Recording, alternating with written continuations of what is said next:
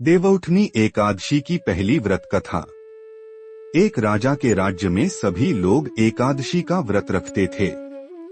वहां की प्रजा नौकर चाकरों से लेकर पशुओं तक को एकादशी के दिन अन्न नहीं दिया जाता था।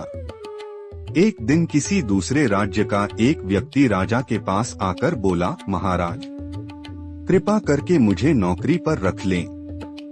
तब राजा ने उसके सामने एक शर्त रखी कि ठीक है, रख लेते हैं, लेकिन रोज तो तुम्हें खाने को सब कुछ मिलेगा, पर एकादशी को अन्न नहीं मिलेगा। उस व्यक्ति ने उस समय हाँ कर ली, पर एकादशी के दिन जब उसे फलाहार का सामान दिया गया तो वह राजा के सामने जाकर गिड़गिड़ाने लगा, महाराज, इससे मेरा पेट नहीं भरेगा, मैं भूखा ही मर जाऊंगा, मुझे खाने के लिए अन्न दे दो। राजा ने उसे शर्त की बात याद दिलाई, फिर भी वह अपनी बात पर अड़ा रहा और अन्न छोड़ने को राजी नहीं हुआ। तब राजा ने उसे आटा, दाल, चावल आदि दिए। वह नित्य की तरह नदी पर पहुंचा और स्नान कर भोजन पकाने लगा।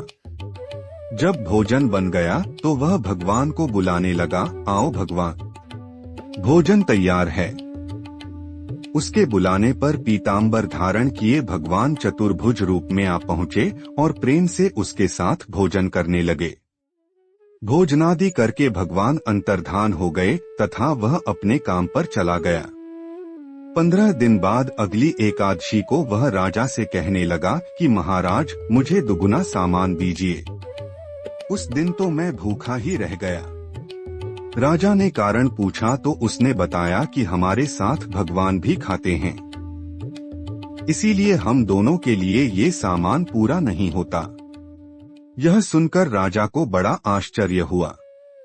वह बोला, मैं नहीं मान सकता कि भगवान तुम्हारे साथ खाते हैं। मैं तो इतना व्रत रखता हूँ, पूजा करता हूँ, पर भगवान ने मुझे कभी दर्शन नहीं दिए। राजा की बात सुनकर वह बोला, महाराज, यदि विश्वास न हो तो साथ चलकर देख लें।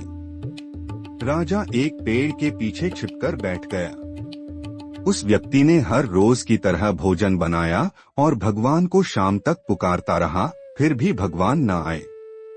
अंत में उसने कहा, हे भगवान, यदि आप नहीं आए तो मैं नदी में कूदकर प्राण त्याग दूंगा। फिर भी भगवान नहीं आए। तब वह प्राण त्यागने के उद्देश्य से नदी की तरफ बढ़ा। प्राण त्यागने का उसका दृढ़ इरादा जान शीघ्र ही भगवान ने प्रकट होकर उसे रोक लिया और साथ बैठकर भोजन करने लगे। खा पी कर वे उसे अपने विमान में बिठाकर अपने धाम ले गए। यह देख राजा ने सोचा कि व्रत उपवास से तब तक कोई फायदा नहीं होता जब तक मन शुद्ध न हो। इससे राजा को ज्ञान मिला। वह भी मन से व्रत उपवास करने लगा और अंत में स्वर्ग को प्राप्त हुआ। अगली कथा में फिर मिलेंगे। धन्यवाद हमारे साथ इस अद्भुत यात्रा पर चलने के लिए। यदि आपको ये कथा पसंद आई तो लाइक करें, शेयर करें और सब्सक्राइब करना न भूलें।